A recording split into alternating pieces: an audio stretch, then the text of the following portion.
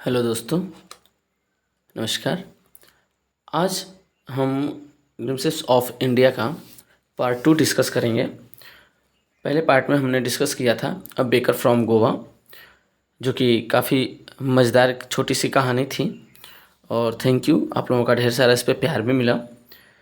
इसलिए आपके प्यार से मोटिवेट होकर के आज हम ग्लिम्पसेस ऑफ इंडिया के पार्ट 2 को यहाँ पे समझने की कोशिश करेंगे, इसको रिवील करेंगे। और ये है कुर्ग, जो कि एक अलग ही प्रकार के रेसेस के बारे में हमें बताता है, जो कि अरब से शायद आए थे। इसमें आपको आगे डिस्कस मिलेगा कि जो शायद अलेक्जेंडर्स के साथ आए और यहीं पर रच बस गए, जो कि मैंने थोड़ी सी आपको इसके बारे में भी बताया था। क्यों हुआ ऐसा, क्या है इसमें, ये कुर्ग क्या चीज़ है, क्या कोई जगह है या कोई पर्सन है, तो चलिए हम इस पर डिस्कस करते हैं। तो चैप्टर का नाम है कुर्ग और इसके राइटर्स हैं लोकेश अब्रॉल। फिर से एक बार सुन लीजिए, चैप्टर्स के राइटर कौन है? Lokesh अब्रॉल।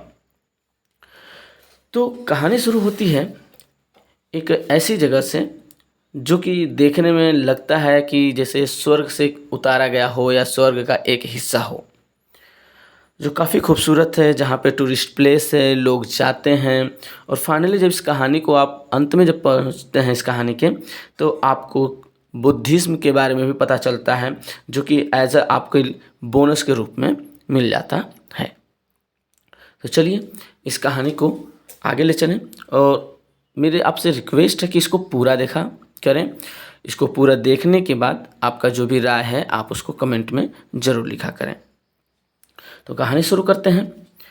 Midway between Mysore and he and the coastal town of Mangalore site a piece of heaven that must have drifted from the kingdom of God.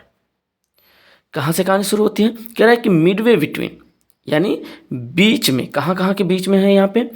Mysore and the coastal town of the Mangalore. Mysore और coastal town of Mangalore के बीच में कोई एक जगह है, जिसको किस तरह से राइटर ने एक्सप्लेन किया है? Site a piece of heaven. जो कैसा लग रहा है? अ पीस ऑफ हेवन, यानी कहने का मतलब ये है कि बहुत ही खूबसूरत है। जैसे ऐसा लगता है उसको देख करके कि स्वर्ग का ही कोई एक भाग हो। That must have drifted from, जो लाया गया है। ड्रिफ्टेड फ्रॉम का मतलब होता है जेंटली हवाओं के द्वारा खींच कर किसी चीज़ को लाया गया हो। तो यहाँ पे ड्रिफ्टेड फ्रॉम आप यूँ ही समझ सकते हैं कि जो फॉलन हो गया स्वर्ग से, जो एक छोटा सा टुकड़ा है वो फॉलन हो गया है अर्थ पे। द किंगडम ऑफ गॉड, और ये कहाँ से आया? गॉड के किंगडम का एक छोटा सा टुकड़ा है। This land of the rolling hills is inhabited by the proud races of martials man. और कह रहा है कि ये जो लैंड्स है जिस पर रोलिंग्स किया गया है, अधिकार किया गया है या राज्य किया जाता है, किसके द्वारा से? इनहेबिटेड, यानी यहाँ पे वास करते हैं, रूल्स करते हैं, रहते हैं लोग। अ प्राउड रेस, एक बड़ी ही सम्मानित रेस। रेस मतलब स्पीसीज आप समझ सकते हैं। और वो किसके हैं? मार्टियल मैन, बहादुर लोगों के। And beautiful woman and wild creatures. कह रहा है कि जो ये छोटा सा पार्ट है, जो ऐसा लगता है कि गॉड के हेवन का एक छोटा सा हिस्सा है, यहाँ पे कौन रहते हैं? यहाँ पे कौन वास करते हैं? तो मार्टियल मैन यहाँ पे रहते हैं, ब्यूटीफुल वुमेन रहती हैं, और बहुत सारे वाइल्ड क्रीचर यहाँ पे रहते हैं। कहाँ पे? ये कुर्ग की बात कर रहा है। आगे चलते हैं। Coorg or Kodagu the smallest district of the Karnataka. ये ध्यान रखना है कि जिसको कुर्ग या एक और नाम से जानते हैं कोडागु, ये क्या है? कर्नाटक का एक छोटा सा डिस्ट्रिक्ट है। Is home of evergreen rain forest, जो किसका होम है? एवरग्रीन फॉरेस्ट, यानी सदाबहार हरे भरे बरसाती जंगलों के।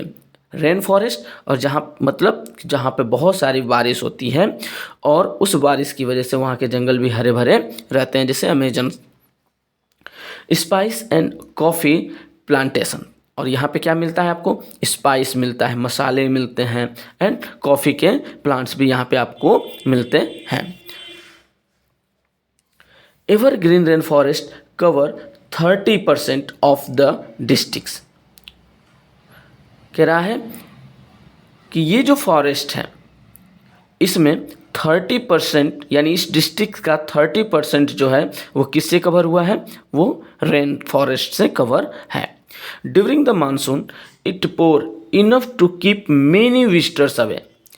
लेकिन एक समस्या ये है कि जब मानसून सीजन आता है यानी रेनिंग सीजन जब होता है तो यहाँ पर रेनिंग की वजह से बहुत ज़्यादा बारिश होती है, और बहुत ज़्यादा जब बारिश होती है तो जैसा आप जानते हैं कि बहुत सारे घास, बहुत सारे जंगली पौधे उग जाते हैं। तो ये जो कुर्ग है जो विजिटर्स के लिए एक बहुत शानदार सा प्लेस है, एडवेंचर्स के लिए बहुत शानदार सा प्लेस है, यहाँ पे बारिश के सीज़न में लोग नहीं आ पाते हैं। वही इसलिए कह रहा है कि अवे, यानी उनको क्या करता है, दूर रखता है। कब दूर रखता है, मानसून के सीज़न में। क्यों रखता है, क्योंकि मानसून के सीज़न में यहाँ पे यातायात अच्छा नहीं रहता है, संभव नहीं हो पाता है। The season of the joy commence from the September and continue till March. कह रहा है कि यहाँ पे आने का और यहाँ आनंद लेने का, यहाँ पे मस्ती करने का जो सीजन होता है वो कमेंसेंस यानी शुरू होता है कब से, सितंबर से लेकर के मार्च तक। ठीक है, तो हमने क्या देखा कि कुर्ग का एक और अलग नाम क्या है, कोडागू है। ये जगह कहाँ है, Midway of Mysore and the coastal of Mangalore के बीच में है। इसकी खूबसूरती कैसी है, ऐसा लगता है जैसे स्वर्ग का एक टुकड़ा हो। यानी आप एक कितना शानदार सा एडजेक्टिव यूज किया हुआ है। यहाँ आने का समय क्या होता है, यहाँ आने का समय है सितंबर से लेकर के मार्च तक। कब यहाँ पे नहीं आते हैं विजिटर्स, तो मानसून सीजन में। ठीक है, यहाँ तक की बातें समझ में आ गई। The weather is perfect with the some shower throw in the good measure. कह रहा है कि यहाँ का वेदर उस समय कैसा हो जाता है, बड़ा ही परफेक्ट होता है, एकदम सुहाना होता है। क्यों सुहाना होता है, क्योंकि यहाँ पे लिखा हुआ है with some shower throw in for good measure. कह रहा है कि यहाँ पे थोड़े शावर यानी थोड़ी थोड़ी फुहारें यहाँ पे एक परफेक्ट मेजर में पड़ती हैं, यानी मौसम बहुत ही अच्छा हो जाता है।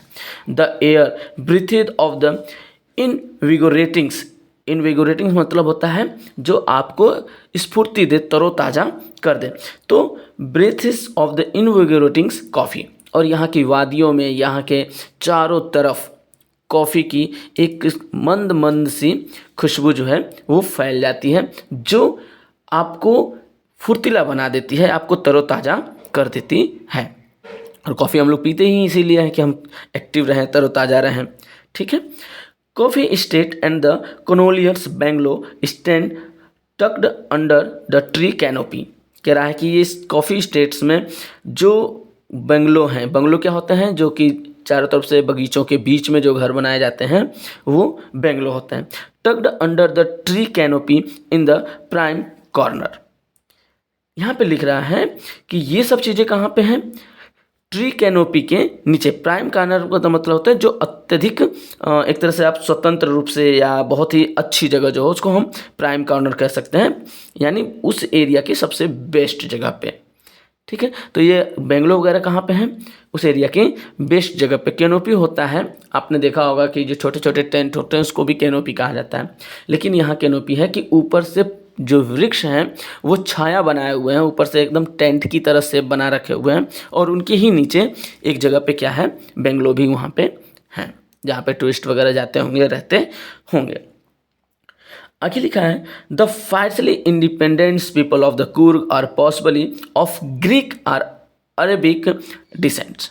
अब यहाँ पे डिस्क्राइब किया हुआ है कि ये फाइटली इंडिपेंडेंट यानी जो पूर्ण रूप से स्वतंत्र हैं, अत्यधिक रूप से जो गर्वान्वित रूप से क्या है, स्वतंत्र लोग हैं। कहाँ के, of Coorg are possibly of the Greek or the Arabic descent.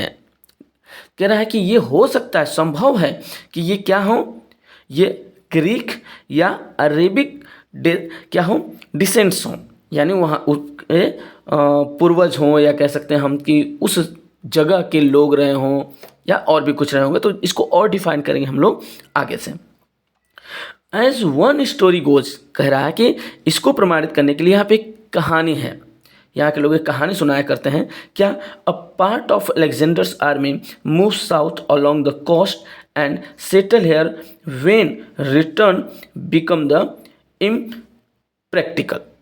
कह रहा है कि अलेक्जेंडर्स की आर्मी मूव साउथन, जो साउथ की तरफ मूव की थी, अलोंग द कोस्ट यानी कोस्टल एरिया के साथ में, कोस्टल एरिया के किनारे किनारे, and settle here when return, और जब वो लोग फाइट करके जब रिटर्न हो रहे थे तो वो आ करके यहाँ पे क्या हो गए, सेटल हो गए। यानी रिटर्निंग में शायद वो नहीं जा पाए या थक चुके रहे होंगे, तो वो धीरे धीरे क्या हुए, यहीं पे कुछ लोग उसमें से सेटल होना शुरू हो गया। रिटर्न बिकम इम्प्रैक्टिकल, इम्प्रैक्टिकल मतलब होता है जो अव्यवहारिक हो। This people married among the local and their culture is the apparent in the martial traditions, और वो लोग यहाँ के लोकल लोगों के साथ एक रिलेशन बनाए, यहाँ पे मैरिज किए और धीरे धीरे यहाँ के लोकल लोगों के साथ सेटल हो गए। और इतना ही नहीं, उन लोगों ने यहाँ के कल्चर्स को अपनाया होगा, यहाँ के ट्रेडिशंस को अपनाया होगा और अपने भी कुछ ट्रेडिशन वगैरह उनके साथ मिक्सअप हो गए होंगे। तो वही लिखा हुआ है, this people martial among the local and their culture is the apparent in, apparent का मतलब होता है प्रभावी तरीके से, ठीक है, इन द मार्टियल्स ट्रेडिशंस, उनके मार्टियल ट्रेडिशंस के साथ। मार्टियल्स का मतलब ऐसे होता है सामरिक योद्धाओं की बात कर रहा है यहाँ पे।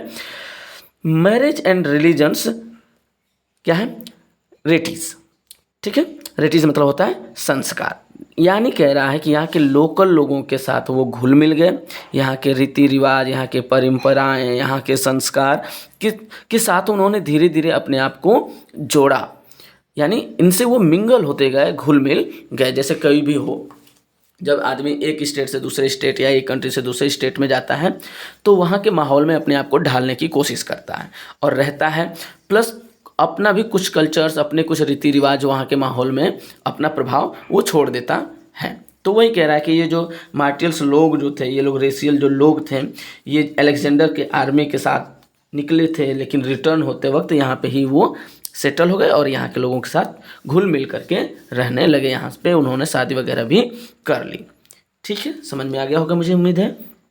आगे देखते हैं, which are distinct from the Hindu, ठीक है ना, मेन स्ट्रीम्स, और वो धीरे धीरे क्या हो गए, यहाँ के हिंदू के मेन स्ट्रीम्स में वो मिलते चले गए। मेन स्ट्रीम्स का मतलब मुख्य धारा में। The theory of Arab origin draw support from the long black coat.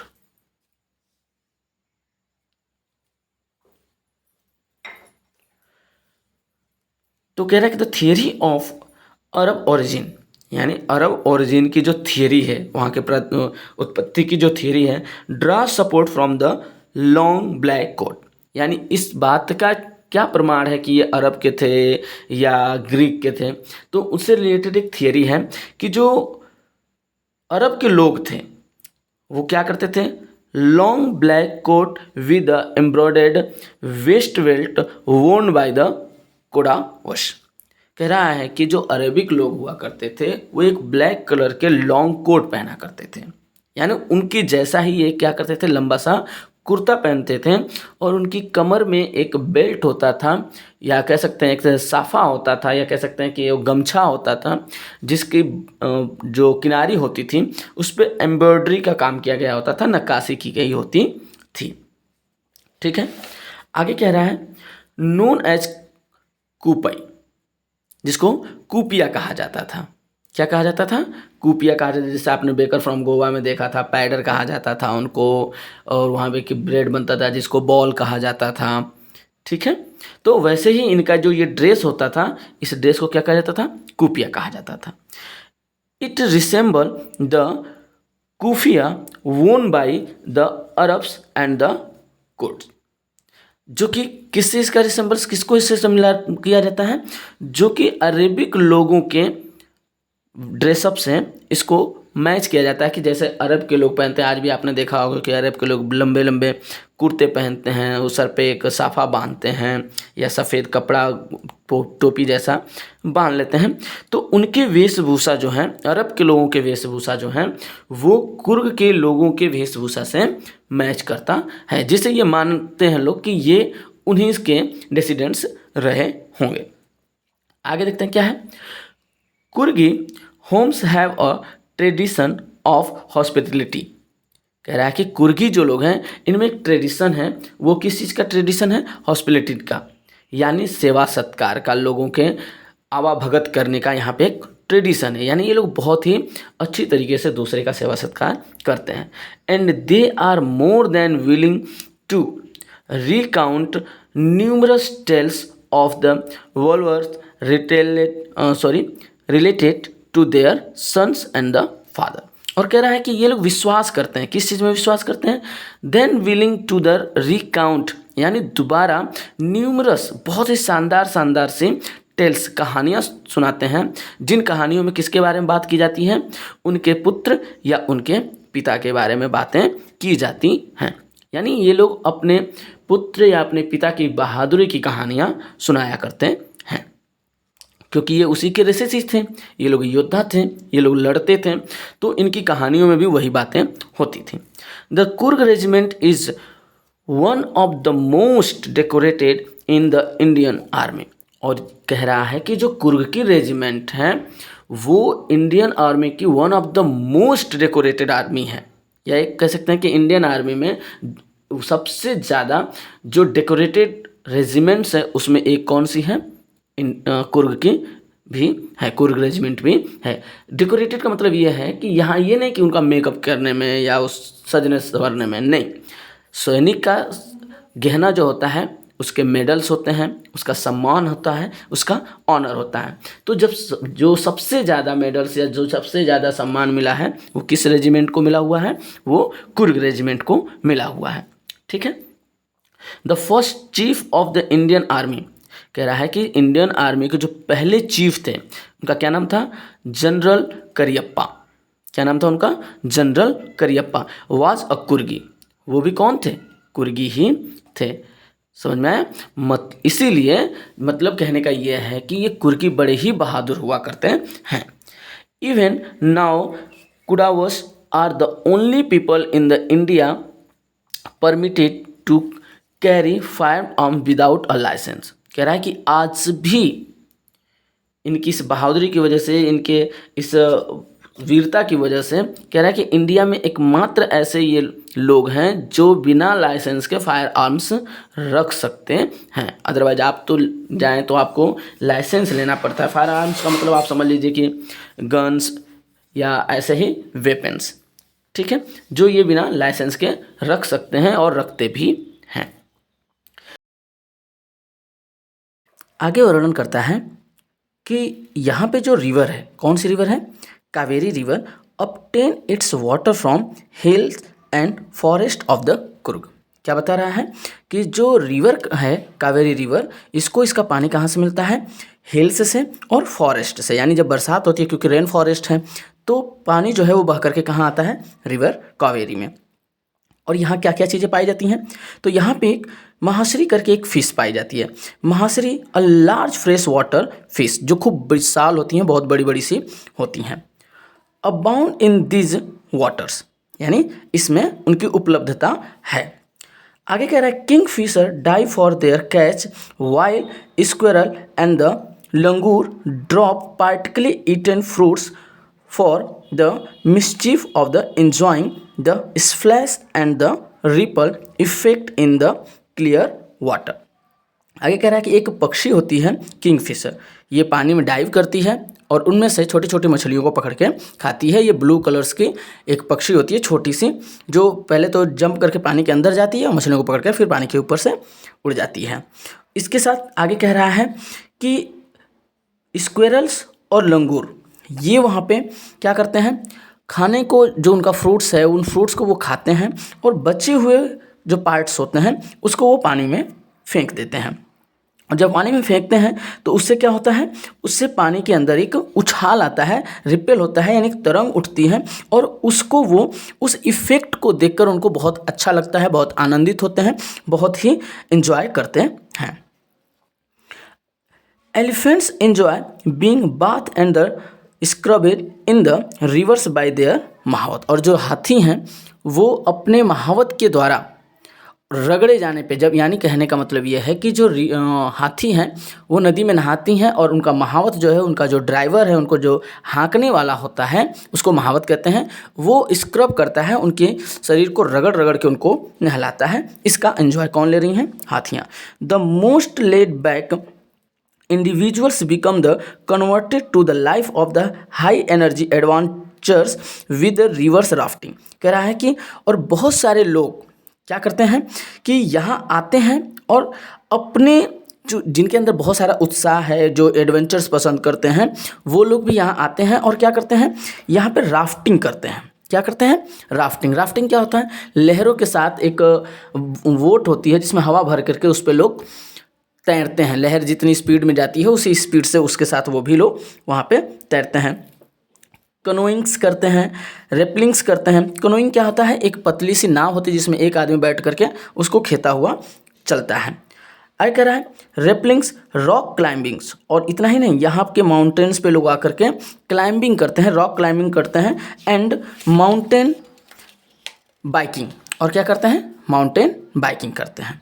Numerous walking trail in this regions are the favourite with trekkers. और बहुत सारे न्यूमरस, बहुत सारे वॉकिंग ट्रेल्स यानी लाइनें बनी हुई हैं, निशान हैं इन दिस रीजन, इस जोन में, are a favourite with the trekkers. यानी जो ट्रैकर्स होते हैं, जो यहाँ पे आकर के चीज़ों को सर्च करते हैं, इन्वेंट करते हैं, उनके इधर उधर चलने के बहुत सारे पदचिन्ह जो हैं, ट्रेल्स जो हैं बने हुए हैं। जैसे आपने देखा होगा कि जब घास वाली जगह में कोई इंसान बार बार आने जाने लगते हैं लोग, तो वहाँ पे जगह बन जाती है, उसी प्रकार से, यानी पैरों के निशान समझ लीजिए। Birds, bee and the butterfly are there to give you company. कह रहा है कि यहाँ जब आप आएंगे तो आपको कौन कौन कंपनी देगा? बर्ड देगी, बी और बटरफ्लाई, जो आपके साथ साथ इधर उधर घूमते हुए मिल जाएंगे। उसके बाद क्या है? मकायूस। ये एक प्रकार का लंगूर होता है, एक प्रकार का छोटा सा बंदर होता है। मालाबार्स, स्क्वेयर्स यानी एक प्रकार होती है गिलहरी की। आगे कह रहा है langurs and the cylinders loris keep a watchful eyes. Loris क्या होता है? एक छोटा सा बिल्कुल मंकी जैसा होता है, अजीब सा होता है बिल्कुल। वो आप जो पिक्चर्स में उसको देख सकते हैं कि लोरिस कैसा दिख रहा है आपको, ये साइड में पिक्चर्स हैं।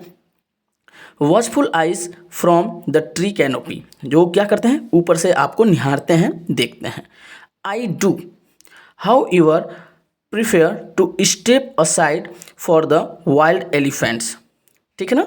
प्रिफेयर टू स्टेप असाइड कह रहा है कि मैं क्या करता, अगर मुझे एलिफेंट्स दिख जाएं तो वाइल्ड एलिफेंट्स वो भी, तो मैं क्या करूँगा? थोड़ा अपने आप को साइड में कर लूँगा, यानी मैं उनसे बच के जाने की कोशिश करूँगा। The climb to the Brahmagiri hills bring you into a panoramic view.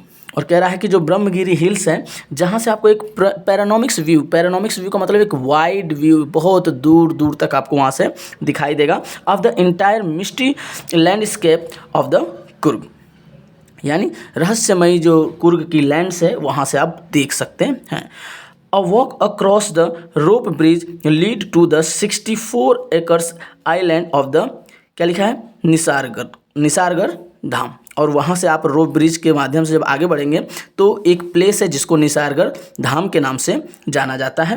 Running into the Buddhist monk from the India largest Tibetan settlement. यहाँ पे कौन रहते हैं? यहाँ पे बुद्धिज्म रहते हैं, जो कि तिब्बतन यानी कह सकते हैं तिब्बत के कल्चर्स को, या हम कह सकते हैं बुद्धिज्म के कल्चर्स को यहाँ पे उन्होंने स्थापित कर रखा हुआ है।